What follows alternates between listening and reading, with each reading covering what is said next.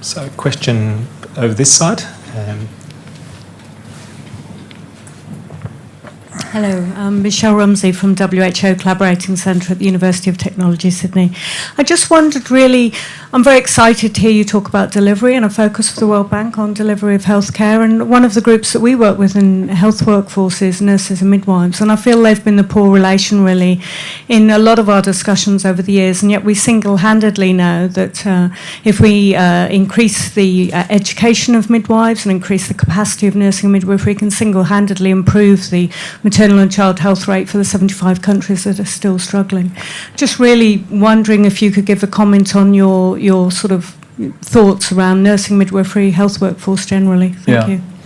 Well, you know, one of the things that we're really stressing in the Ebola response is that universal precautions, monitoring of electrolytes, providing intravenous therapy, and keeping people alive, because these are self-limited infections if you can just keep people alive. All of this can be done by health workers, supervised by nurses. And this is how we've done the most complicated treatments. HIV treatment, drug-resistant TB treatment, in all of our community-based responses have been done mostly by nurses. And what we found is that nurses do much better at treating these kinds of complicated diseases because they're much more willing to follow protocols. And doctors feel like they need to make it up, right?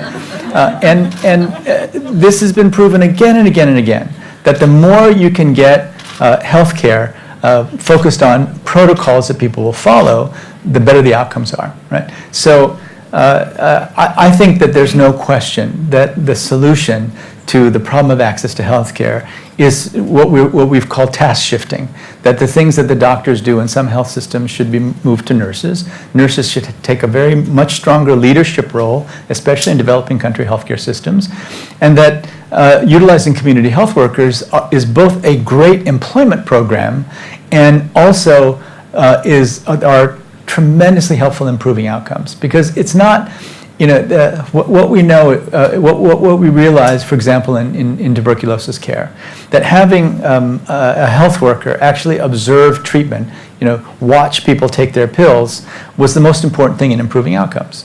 And HIV as well, what we found was that doing the same thing, having people from the community help you take your medicines every day, was the most important thing in improving outcomes. So, you know, in a time when people desperately need jobs, these are great jobs, and nurses can be you know, central to the kind of leadership we need to really extend healthcare, the kind of healthcare that will really make people healthier, right? It's, you know, I work very closely with a gentleman named Michael Porter at Harvard Business School, and he's trying to introduce the notion of value, right? And value is just simply health outcomes over dollars spent. And what happens is we get so focused on one aspect of the value chain, the intervention, the treatment, the diagnosis, but actually the better health is a value chain that includes many, many things.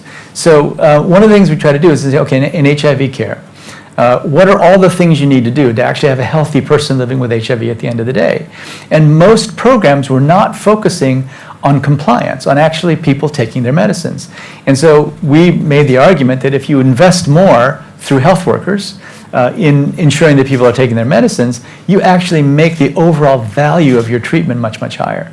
So I feel very strongly that we've ignored for far too long the role of nurse midwives and nurses in global health. And I agree with you, in maternal mortality and in terms of childhood mortality and infant mortality, nurses are really at the core.